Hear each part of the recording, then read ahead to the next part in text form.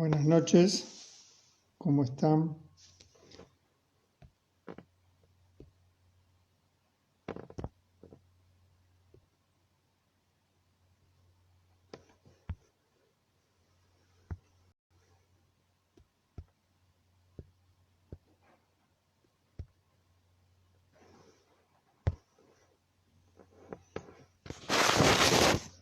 Bueno, buenas noches.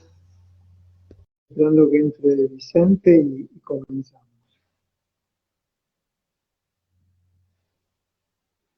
Hoy,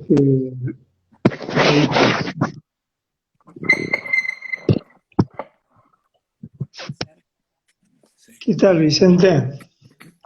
¿Qué tal, Marcelo? ¿Dónde Bien, ¿cómo estás? te va? Acá en mi casa. Bueno, Pero ya estamos, estamos transmitiendo, ¿eh? sí, no iba a decir nada incorrecto. Va a ser, Ninguna de esas bromas tontas mías iba a salir este, al aire. No, estaba comentando a quienes van llegando que esta vez lo vamos a hacer con imagen. Yo sé que vos preferís el diálogo con la imagen, porque habitualmente lo hacemos sin las imágenes.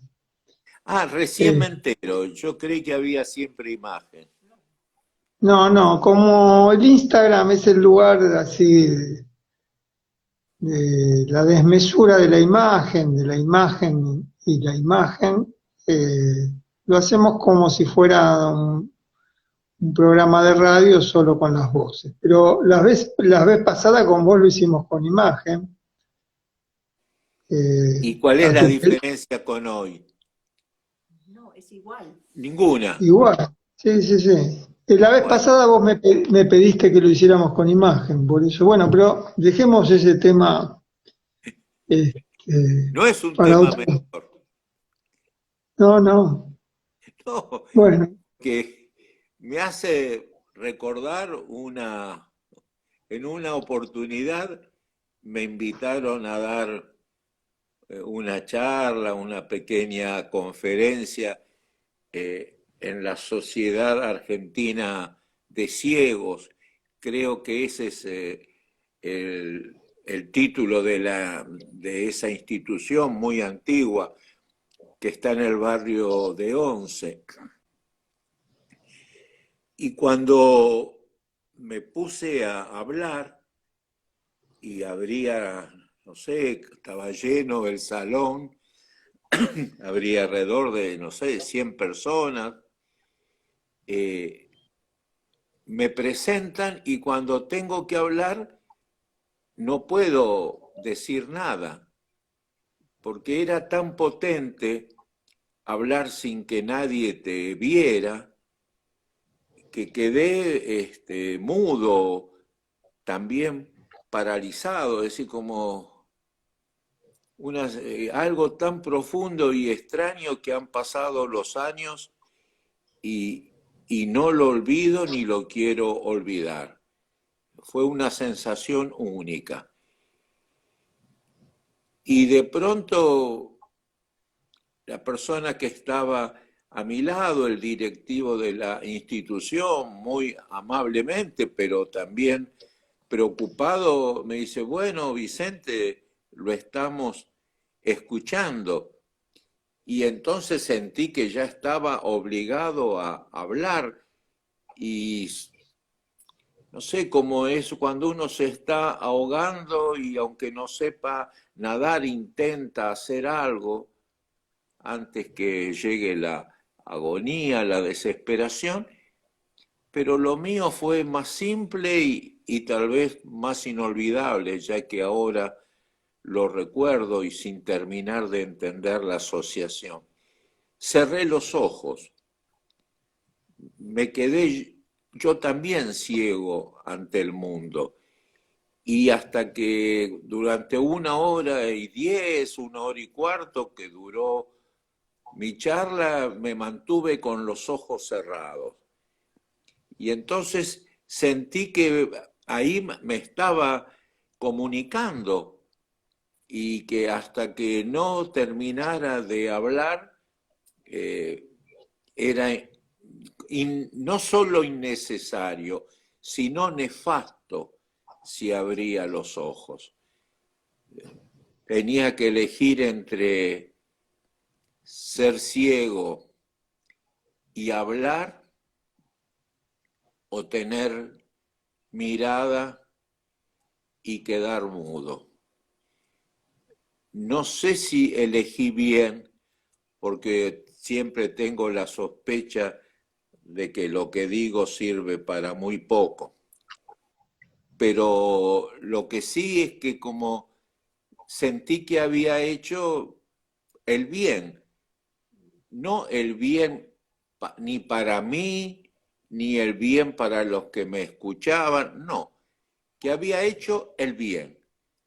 Es decir, que había hecho lo que había que hacer, independientemente de que luego a alguien de los participantes, me incluyo, obvio, como participante, le hubiera dado algún beneficio. Era como que el bien era hablar con los ojos cerrados y que el resultado quizás tampoco importaba.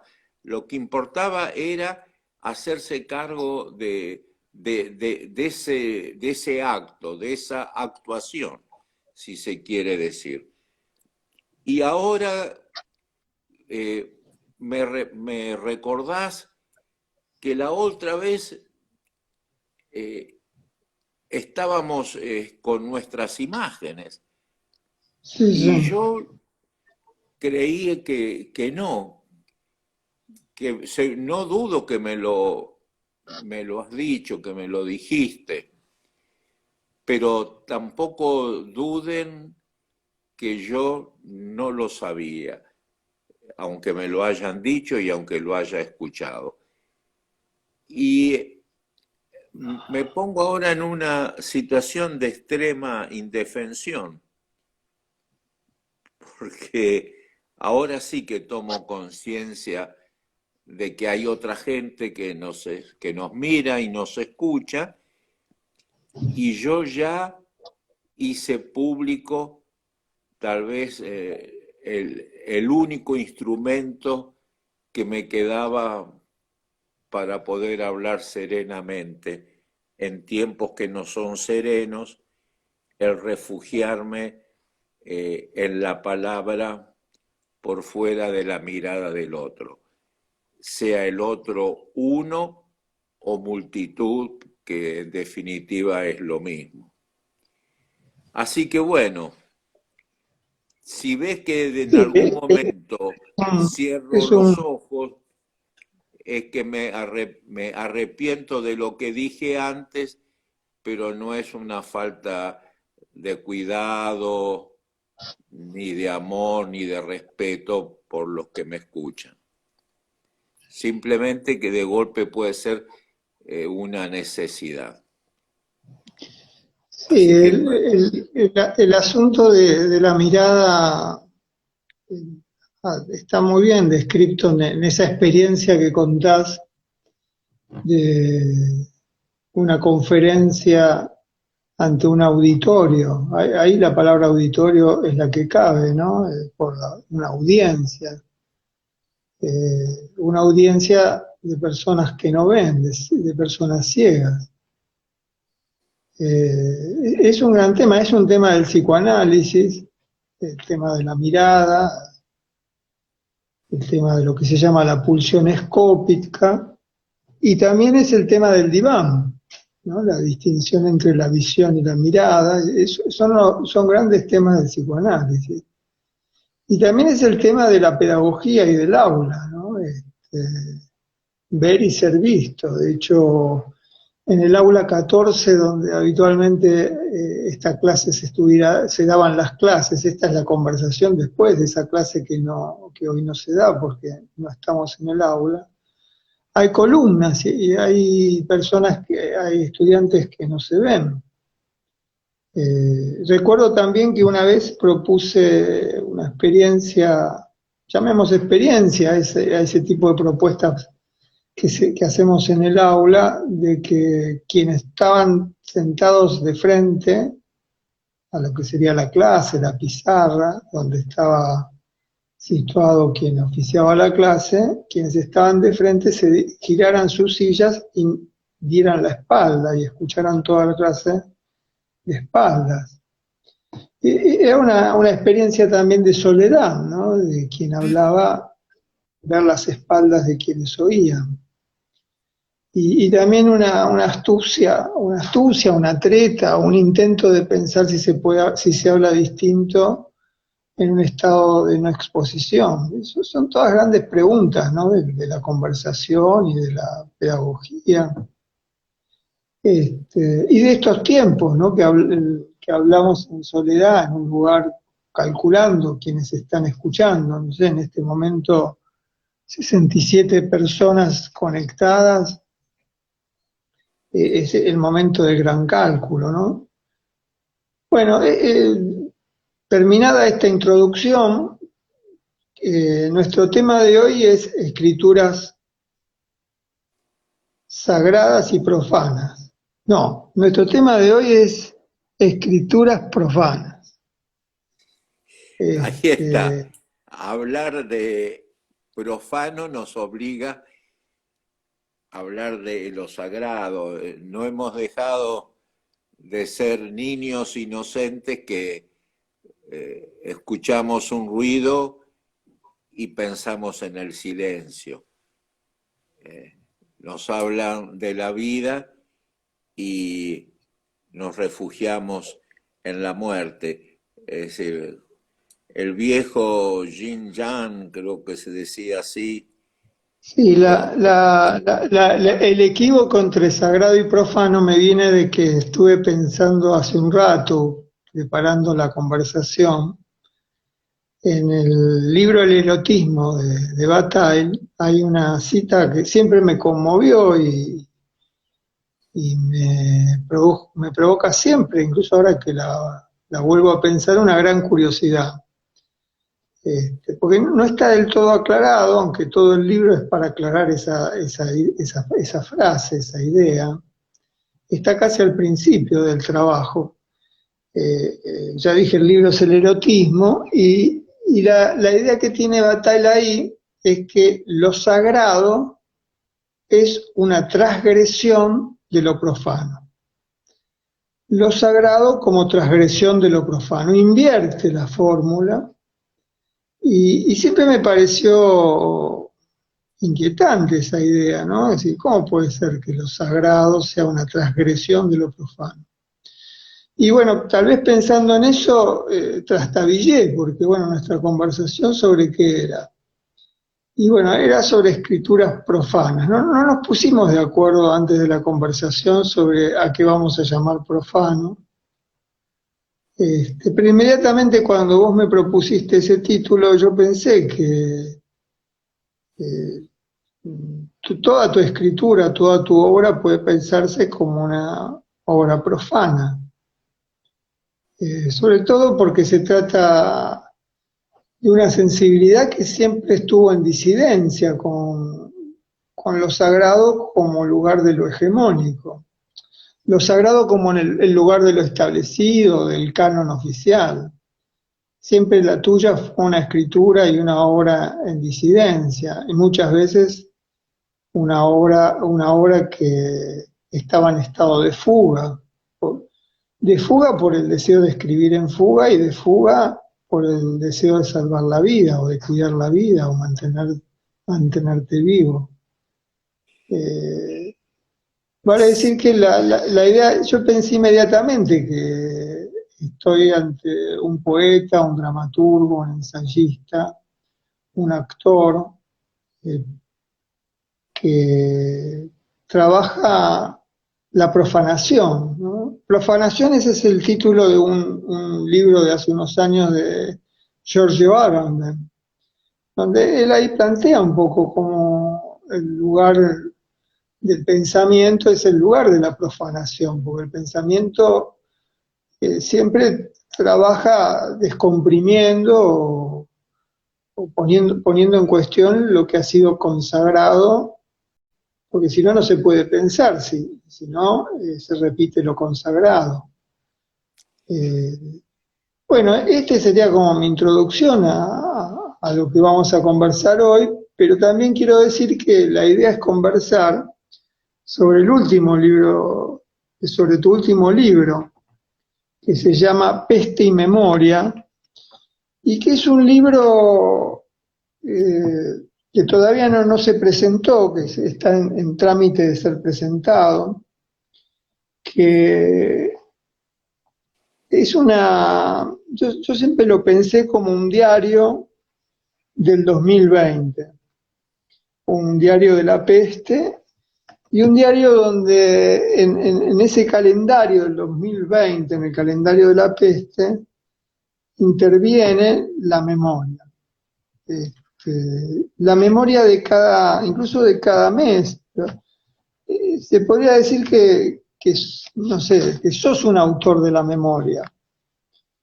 ¿Qué quiere decir un autor de la memoria? Y yo creo que la memoria en vos es una gran responsabilidad. Pero también es una memoria no solo personal, es una memoria, eh, ¿cómo decir? ¿No? Es decir, si no es personal, es una memoria de la historia, una memoria de lo vivo, una memoria de las luchas políticas y todas las escrituras de esas luchas, porque la lucha política, que esa palabra siempre nos hace vacilar, ¿no? ¿Qué se entiende por lucha política? David Viñas siempre decía que cuando hablaba de política había que aclarar que no le estaba solicitando el voto a nadie, que, que política era lo que es tu escritura, ¿no? Política es esa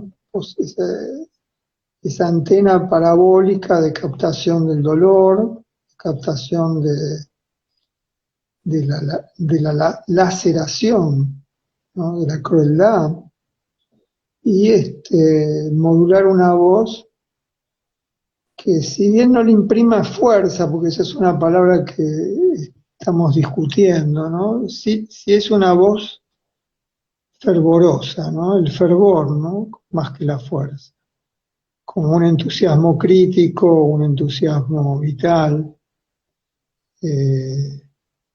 el fervor que tiene relación con el hervor, con el fuego, con ese punto de ebullición. El fervor tiene relación con el corazón. Y bueno, tu escritura y tu memoria es una memoria del corazón. Y digo eso porque hoy la memoria compite con lo que se llama la Big Data, ¿no? El dato, la acumulación de datos en las redes, el dataísmo, como la Real Academia incluyó el sustantivo dataísmo, la acumulación de datos, y lo digo a propósito de la acumulación de datos, la escritura en el hervor, ¿no? La escritura o la memoria, y la escritura es el modo de la memoria. Escritura y memoria dicen lo mismo. Entonces la escritura como hervor y la memoria como hervor, como hervidero, como lugar de transformación, ¿no? de un fluido en gas, en soplo, en ánimo, en alma. Así yo pienso tu escritura, ¿no? Y así pienso tu libro, Memoria, Peste y Memoria. Estaba invirtiendo de nuevo los títulos. Tengo varias cosas para ir comentando del libro, pero te cedo la palabra. Bueno, ¿cómo lo veo yo? Yo veo que hay una dimensión de lo mayor y una dimensión de lo menor. Lo que yo escribo es una dimensión de lo menor. No digo de lo pobre, que es también una dimensión de lo menor en relación a la posibilidad de sufrir dolores.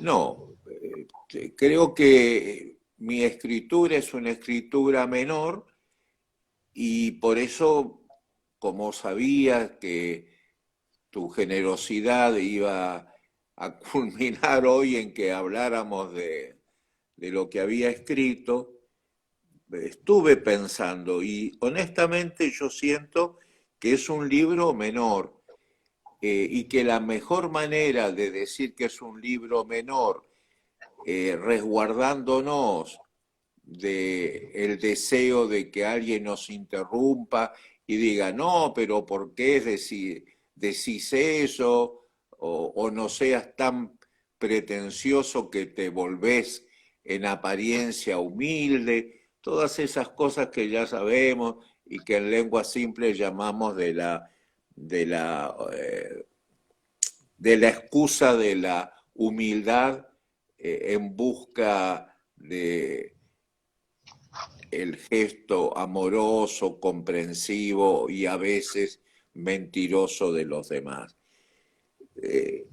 Cuando te propuse hablar de escrituras profanas, es porque justamente yo pensaba que lo que he escrito en este libro y lo que llevo escrito en mi vida siempre ha sido justamente menor en relación a mi loca ansiedad que nunca voy a poder cumplir, ya tengo conciencia de ello, de haber transitado por la escritura sagrada. Alguien que no pudo escribir lo sagrado,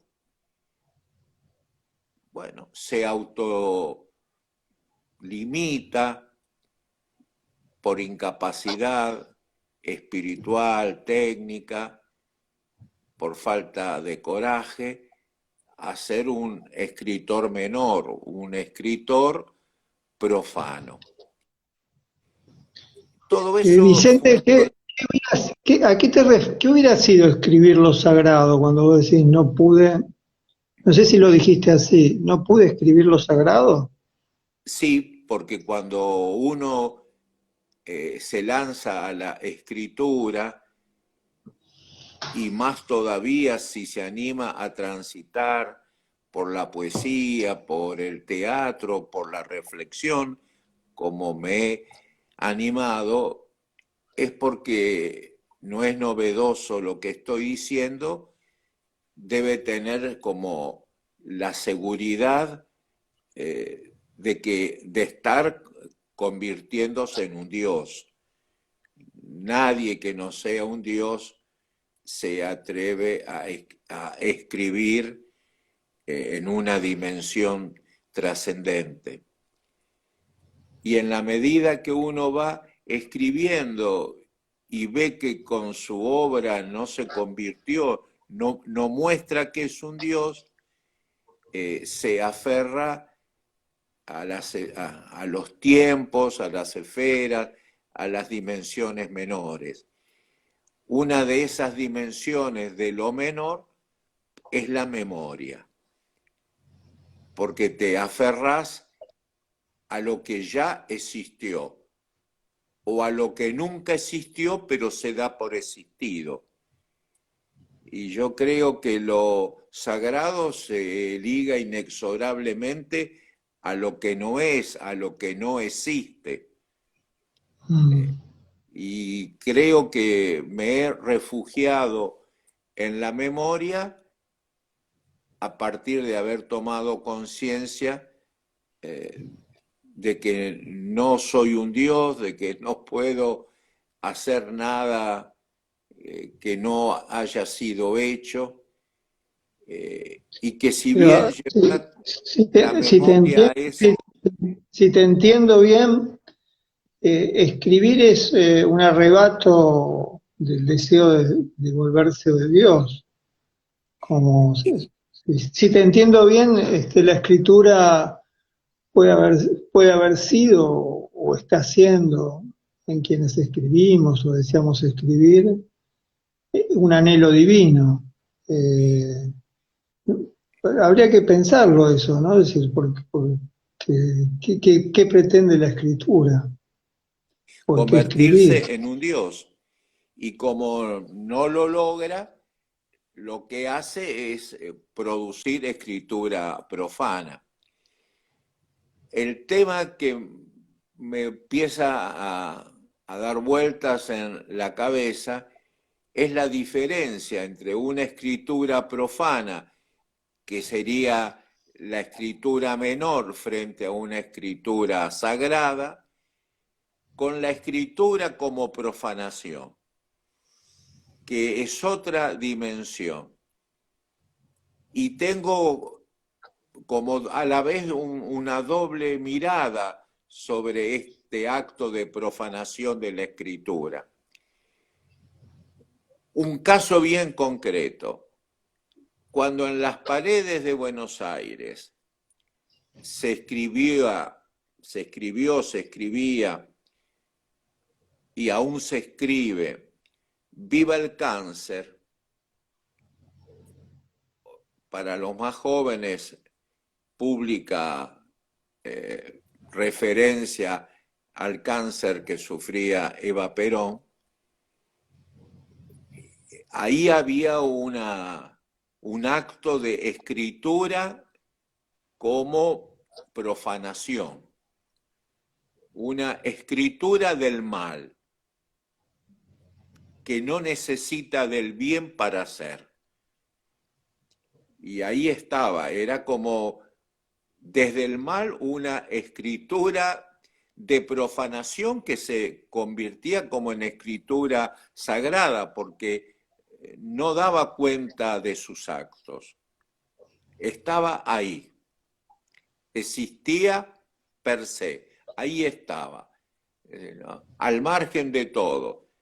Y era el que lo leía el que tenía que hacer la referencia a la persona a la que se simbolizaba en ese viva, como mejor manera de nombrar a la muerte, ¿no? Es decir, el gozo de la muerte sin nombrarla. El odio y el rencor a una persona, quitándole o produciendo el más antiguo de los castigos, que era quitarle la existencia, condenarla a no haber sido, a pesar de que en apariencia haya sido.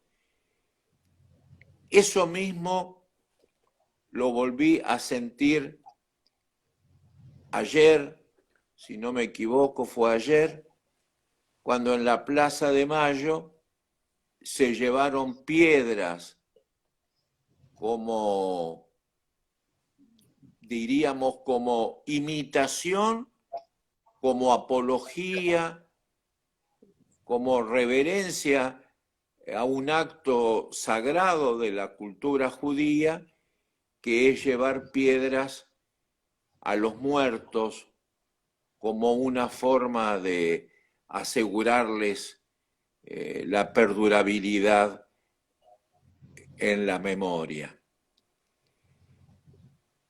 Se llevaron las piedras a la Plaza de Mayo, pero a la vez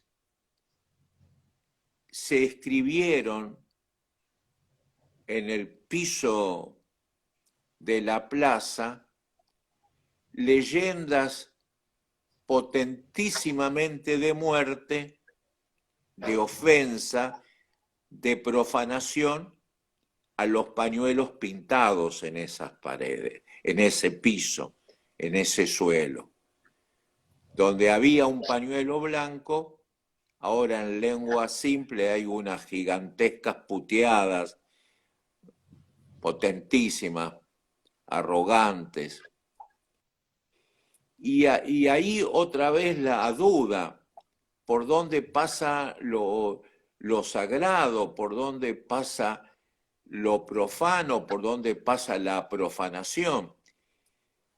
Soy parte de una generación que pudo leer en los pañuelos que por ahí transitaba la vida sagrada. Pero tengo la sospecha como bien enseñaba mi maestro Pichon Rivière, de que nadie habla por sí solo, que siempre habla por otros. Y hubo entonces muchos otros que ayer hablaron sobre una imagen, pusieron las palabras de la muerte, del rencor, sobre lo que históricamente, en mi memoria, era la expresión mayor de vida que yo haya conocido en este país. Y no soy quien para pedir explicaciones ni exigir castigos en los que no creo. Lo que tengo es sí un gigantesco asombro por lo que está pasando, porque cómo se mezcla. Yo he ido al entierro de gente que quise mucho, judíos, y vi el fervor de la despedida con esas piedras. Y ayer puede ser que haya ido gente a la plaza con un mismo fervor sagrado para poner las piedras como diciendo, ¿por qué la peste? ¿Por qué la muerte? ¿Por qué el poder? ¿Por qué el gobierno? Nada está claro.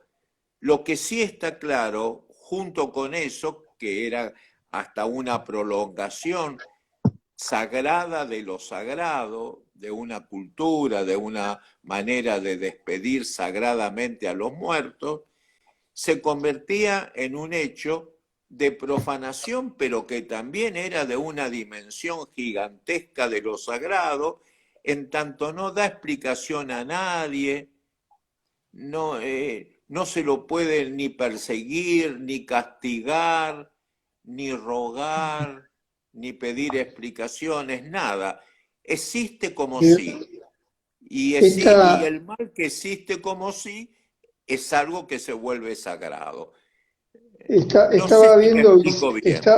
estaba viendo que este desarrollo que hiciste recién desde la pintada, el graffiti, en la historia de los grafitis en la Argentina, ese es un graffiti que está actualizado todo el tiempo, es el graffiti de la crueldad política en la Argentina, ¿no? Viva el cáncer, creo que no hubo un graffiti de esa intensidad. En este recorrido que hiciste, después quiero decir algo sobre los grafitis, pero este recorrido que hiciste entre la expresión viva el cáncer y la profanación de los pañuelos blancos en la Plaza de Mayo, en ocasión de un acto de la memoria también, ¿no? La memoria de los muertos por la pandemia. Esta correlación estaba viendo que, yo no sé si tenés ahí tu libro, Peste y Memoria, en la página 135 hay un poema que se titula Otra vez 30.000. Sí. ¿Lo tenés ahí? Sí, tengo el libro. Lo he Porque comprado. te quería pedir que lo leas, porque me parece que hace bien leer este texto en este momento de la conversación. Eh, el, el texto tiene una nota, dice, releo mi poema antes de terminar el año, ya no son 30.000 los que llevó la peste, las que tenían que morir, son miles y miles más en la pandemia sin fin, la negación sin fin. Esta es una nota que tuviste que agregar en momentos previos de la edición. Y bueno, te propongo que lo leas. Estaba buscando de qué mes es ese texto, porque como decía, el libro tiene la forma de un calendario. ¿Y en qué mes estábamos llegando a las 30.000 muertes en el año pasado? Sí, en el mes de octubre Ah, habíamos llegado a los 30.000 muertos de la peste y hoy ya han pasado los 110.000. El poema, y lo leo mal porque cada vez veo peor, tengo que comprarme lentes nuevos. Otra vez 30.000. Un país dormido que vio cómo se llevaban a los vivos y no enterró a sus muertos. Se dijo, algo habrán hecho. Un país de pasiones tristes que ve cómo la peste se lleva a los pobres de la gran pobreza, a los débiles ante el poder de la riqueza y a los viejos ya, ¿qué dice aquí? Y a los viejos ya sin amor. Y a los viejos ya sin amor. Podés seguir vos porque yo no puedo leer.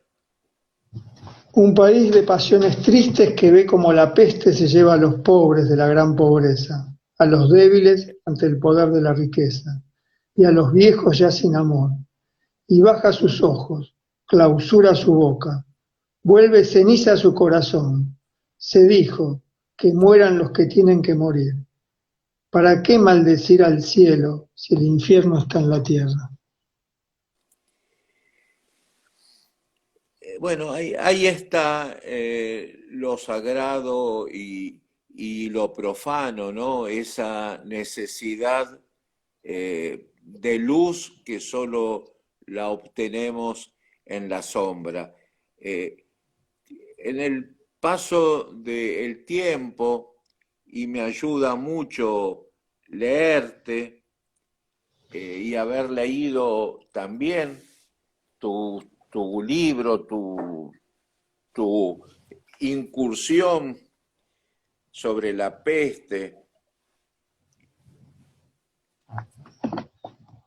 tus astillas, tus esquirlas,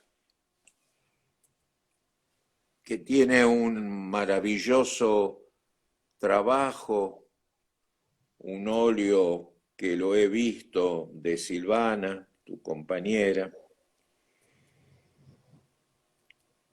Es un libro que tiene como una seguridad, ¿no? Hablas desde certezas, por más que a veces tengas preguntas, pero son las preguntas de la certeza. Y a mí me hace bien leer certezas. En cambio yo, y es cierto que trabajo mucho con la memoria, y pareciera que en la memoria puede haber certezas, porque estamos trabajando con lo que sucedió, pero también en el paso del tiempo me doy cuenta que la memoria es algo que se construye diariamente. Es casi como una contradicción.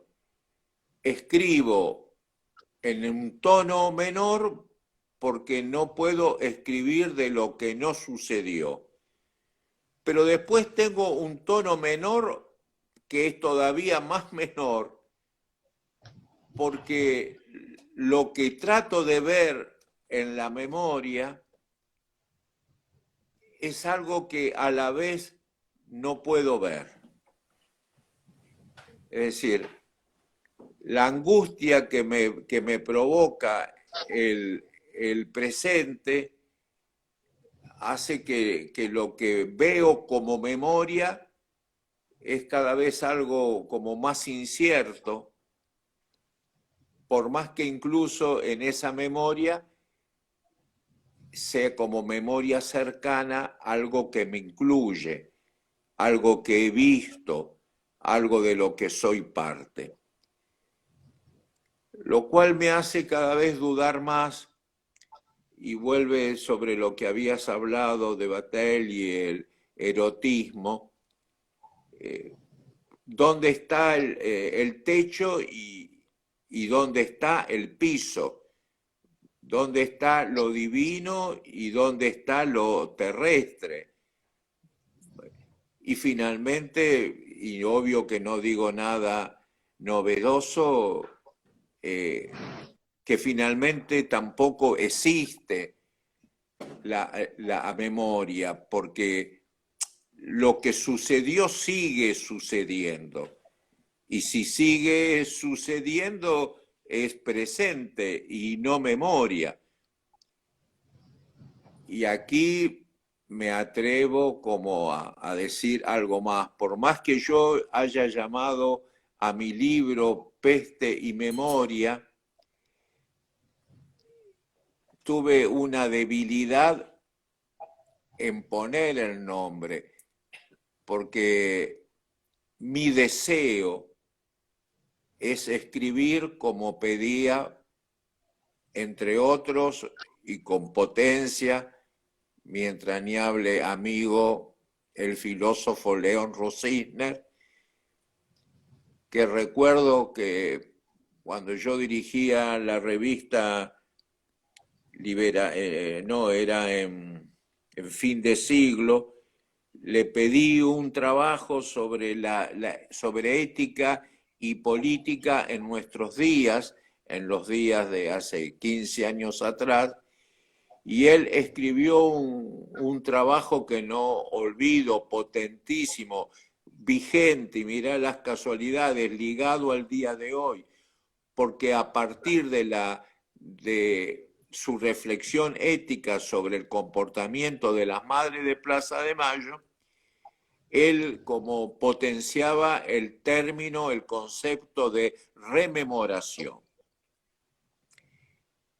Ligaba la memoria a lo muerto, a lo inerte, y hablaba de un acto de vida, incluso un acto de futuro, en la medida que podíamos trabajar sobre lo que fue para lograr que volviera a ser como cosa, pero como cosa distinta. Es decir, como que yo luego lo he también reflexionado, ¿no? Como dejar de lado una lectura arqueológica de lo que sucedió y tratar de convertir lo que sucedió en algo que tiene que suceder, y que si tiene que suceder, no necesariamente va a ser lo que sucedió. Por ejemplo, Videla, un dictador que para lo que podemos llamar el orden de la razón está muerto, para algunas personas no está muerto en la medida que hacen cosas que él hubiera hecho. Es decir, que lo que pasó no importa, porque todo lo que pasó sigue estando vivo. Yo creo que nada termina de morir. Nada. Si quisiera hacerme el importante, podría decir, no termina de morir nada porque nada terminó de estar vivo. Y sí, esto también es cierto, porque nada termina de estar vivo porque todo está haciéndose. Si hay algo que no está vivo es el ser humano, porque está en un continuo hacerse, que es un hacerse de vida, pero es también un hacerse de muerte. Hacemos nuestra vida y hacemos nuestra muerte. Vos sabés que yo estoy pensando últimamente, ahora lo volví a evocar a raíz de lo que te escucho decir sobre la memoria, incluso sobre la rememoración, pero sobre todo por la conversación, porque me parece que eso que se llama memoria es un estado de conversación. De hecho, viste que la memoria se evoca en el momento de la conversación. Eh, Conversar es un acto de, de donación de memorias. Es lo que estás haciendo ahora, ¿no? Donás memorias, contaste cosas de las memorias. Incluso en la conversación es donde notamos que la memoria nos falta. Un momento dramático de la conversación es cuando quienes están conversando no recuerdan algo y tratan de hacer memoria. No recuerdan un nombre, no recuerdan una fecha. Es ese momento de vacilación de la conversación. Va a decir, en la conversación también sobreviene el olvido y el llamado del recuerdo, ¿no? Es muy lindo ese momento en la conversación donde hay un olvido y quienes concurren a ese diálogo van tanteando en la memoria hasta que se recupera lo olvidado. Esta idea del estado de conversación me viene de hace unos días, en una situación del consultorio.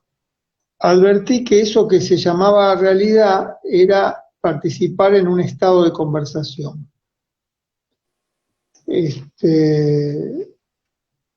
Era la situación de alguien que de una vida joven que vive recluida en un cuarto, que rehúsa invitaciones y que habla en voz alta, en soledad, con amigos y amores que no existen.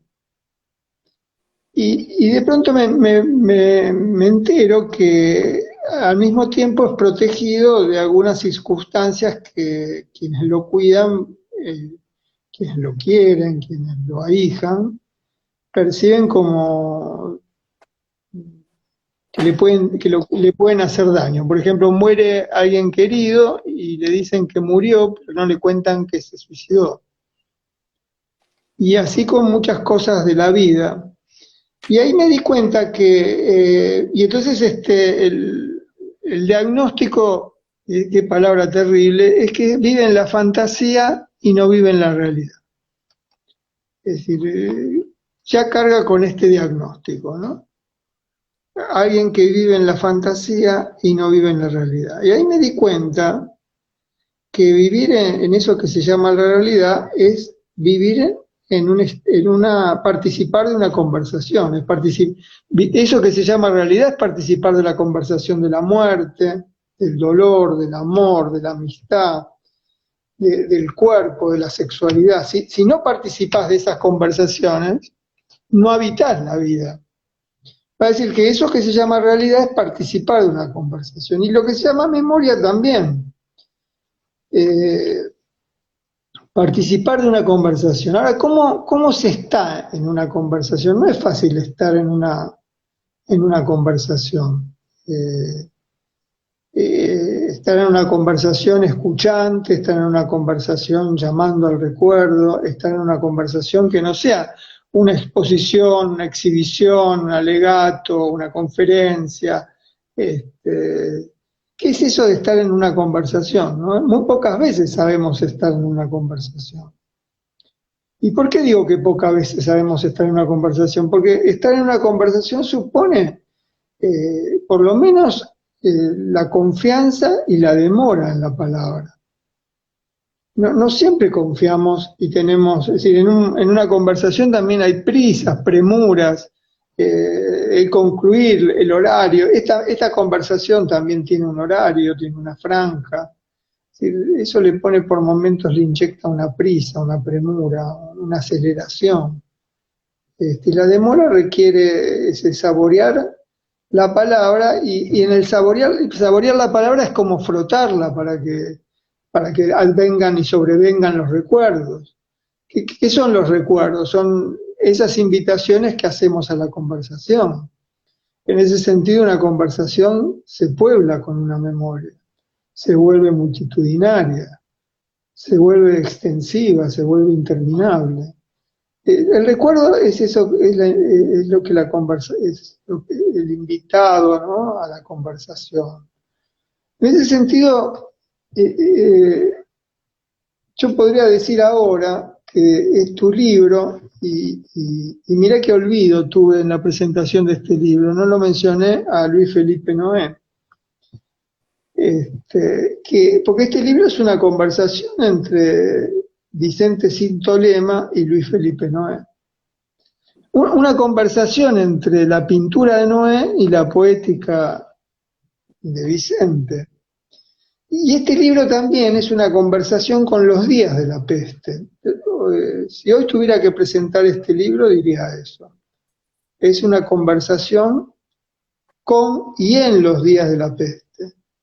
Es una conversación donde aparecen las fechas de la memoria entremezcladas se dice. ¿Es mezcla lo que hay o es concurrencia o es incidencia entre los días de la memoria, las fechas de la memoria y los días de la peste? Porque aparece Malvinas y la peste, Trelew y la peste, Walsh y la peste. Estoy diciendo, estoy profanando el libro. El comentario es, hay una profanación amorosa. Y la otra profanación que estás olvidando es que hay un prólogo, un estudio de iniciación tuyo en el libro, que ese sí que no voy a saber nunca qué tipo de profanación es, si es un acto profano o un acto de profanación. Lo que no dudo un prólogo siempre, un prólogo siempre es la profanación de un libro, de un hermoso libro, porque fíjate, el prólogo se pone antes del libro. Es el logos que se atribuye el estar primero. Es terrible un prólogo. Pero ahora veo por qué querés que hablemos del libro. Es como una forma de disculparte de haber estado allí. Pero yo también quiero volver a tu libro. Como sé que no te gusta que hablemos de tus cosas, insisto en que en la tapa, así como vos mostraste y creo que con toda justicia, que la tapa como el interior tiene una serie de obras sobre la peste y sobre la memoria de Luis Felipe Noé, que es parte fundamental, fundante de este libro. También yo me referí a quiero decir una cosa sobre la presencia de Luis Felipe Noé. Sí. Cuando hablamos muchas veces de este libro, no había visto el montaje. Conocía las obras de Noé, conocía algo de dónde iban. El montaje o la edición, la intercalación, porque por algo dije que hay un diálogo, hay una conversación.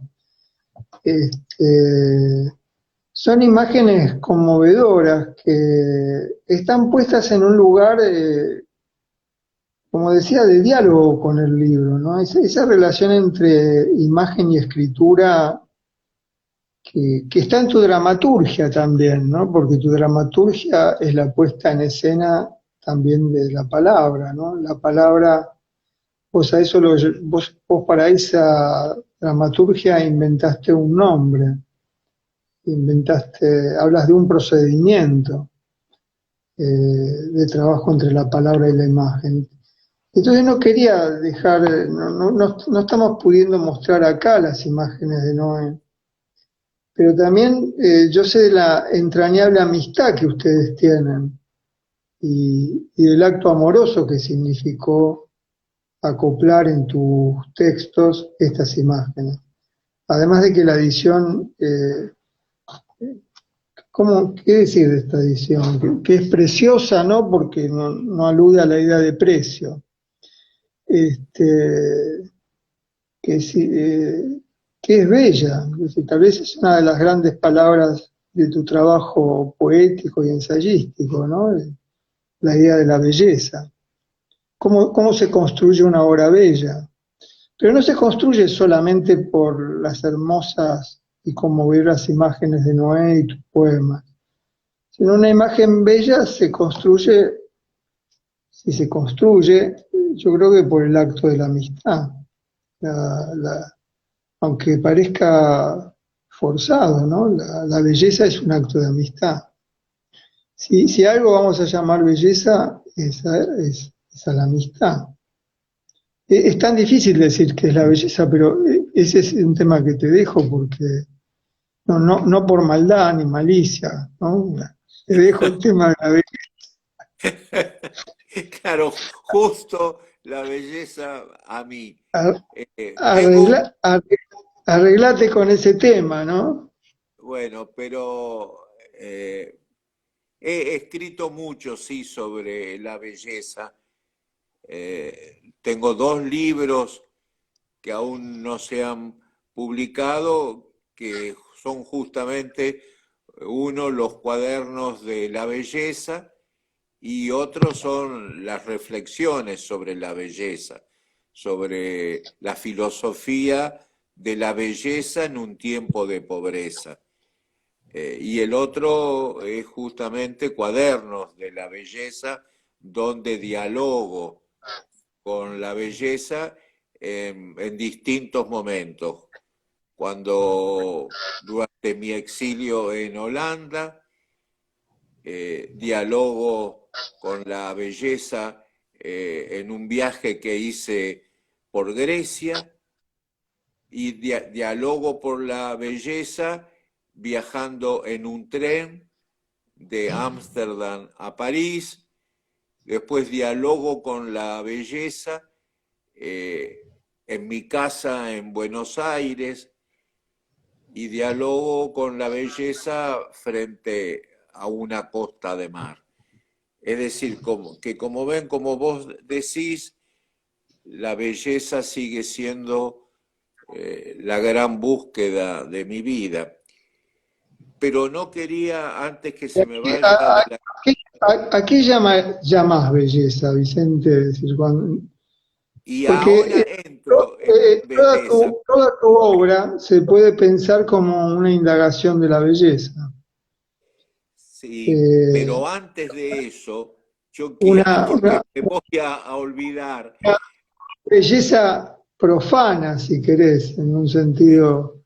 Sí, belleza Acá, también de un acá encontré tanto... una cita, en el primer poema del texto hay una cita donde escribís, estás hablando de la pandemia, de la peste como espejo gigante, como pantalla enorme, y en ese contexto hablas de la belleza como instrumento de la verdad.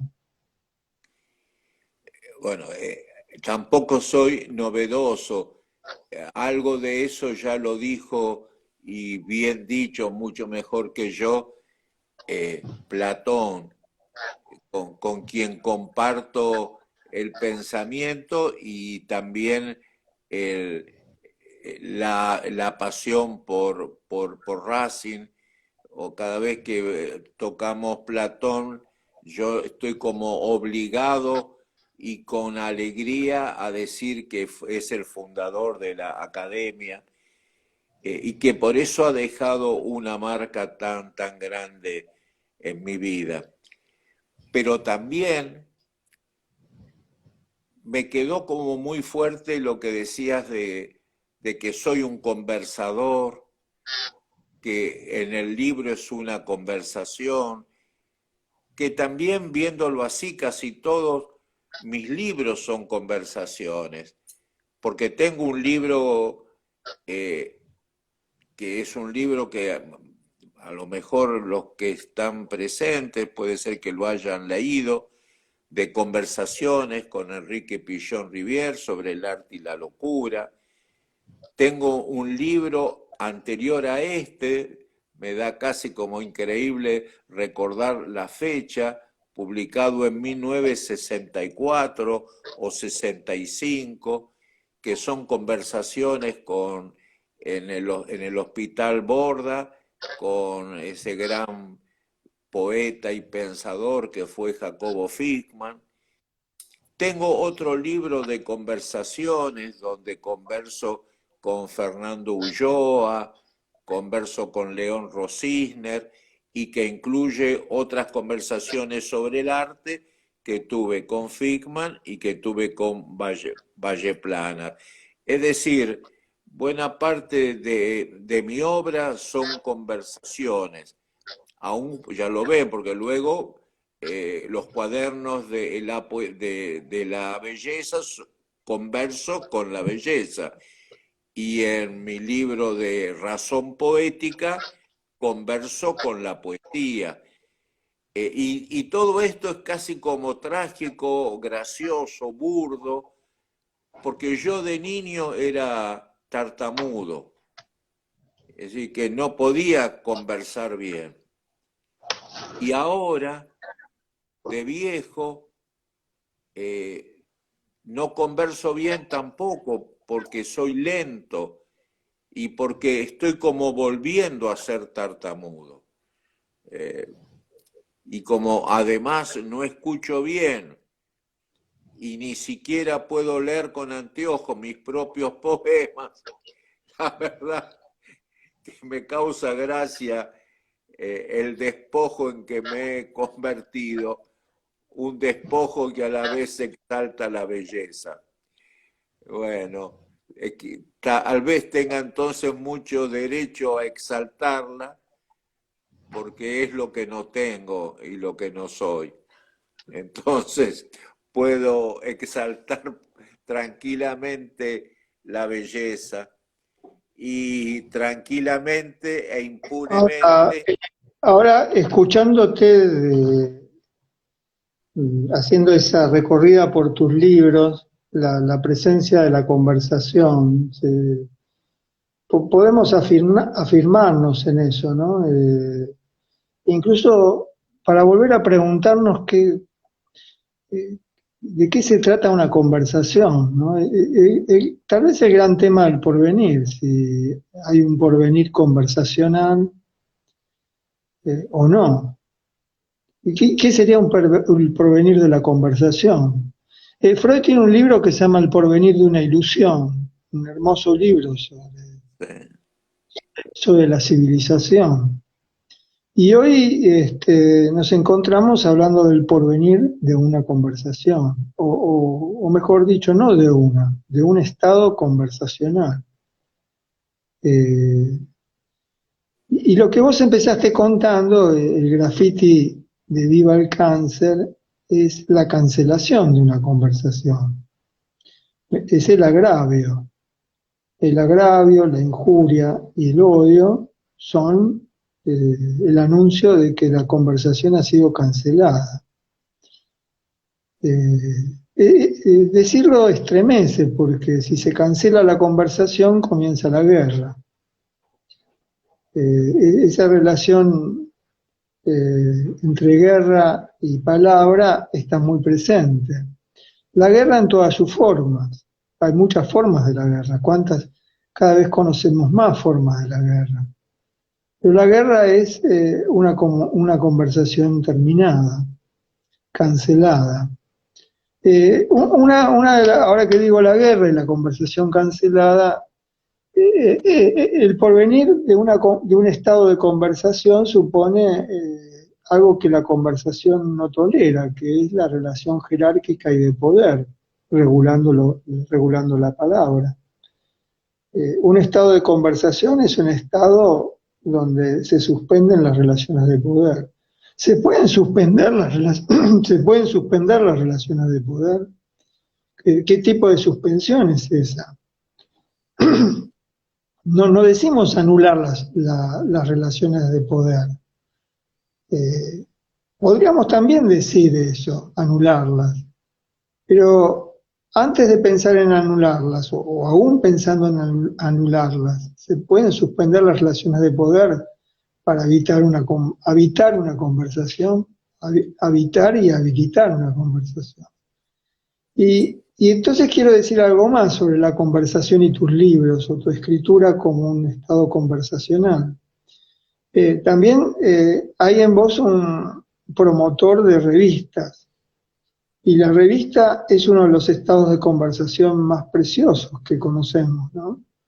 La revista es una conversación infinita. Bueno, estoy citando sin darme cuenta el libro de Blanchot, que se podría traducir como el diálogo inconcluso, o el diálogo infinito, o la conversación infinita. Y la revista, ¿no? Las grandes revistas culturales, vos estuviste en muchas de ellas, estuviste, ¿qué quiere decir? Que estuviste en esas conversaciones, a veces propiciándolas, sosteniéndolas.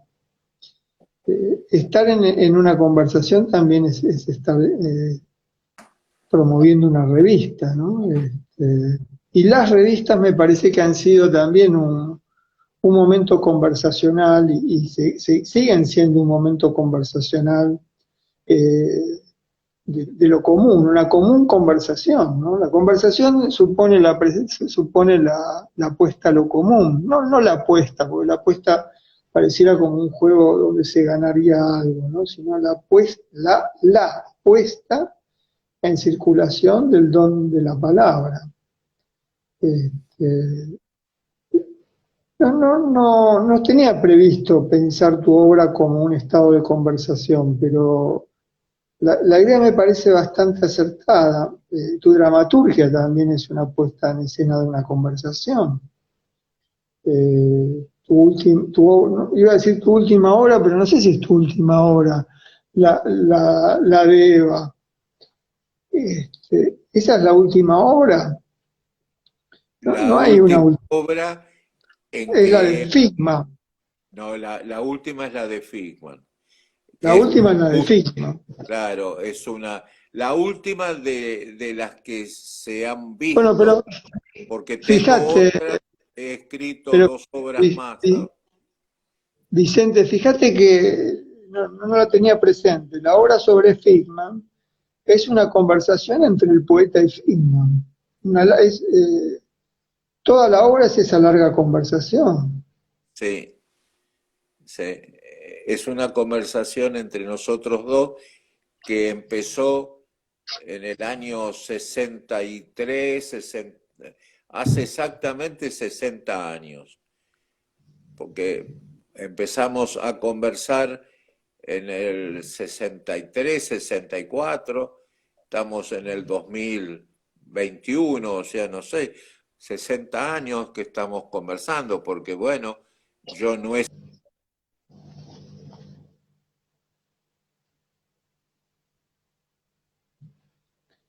Se fue la voz, Vicente. Vicente, se fue la voz. Hola, hola, Vicente, ¿me escuchás?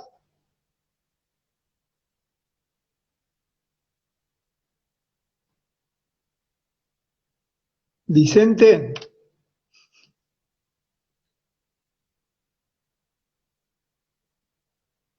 ¿alguien se está escuchando lo que se está diciendo? ¿Alguien podría avisar que se fue la voz?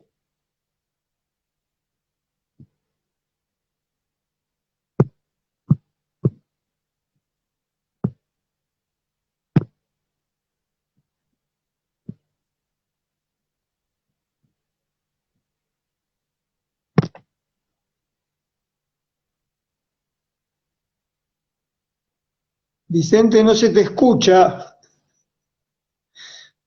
Hola, ¿no escuchan a nadie o solo a Vicente?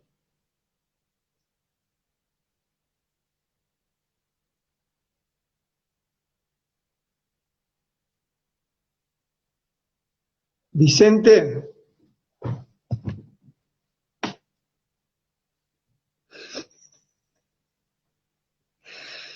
Bueno, este es un momento extraordinario.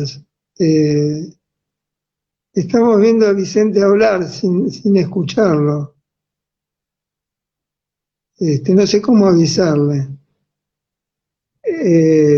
Vamos a hacer así, corto y vuelvo a reiniciar el vivo.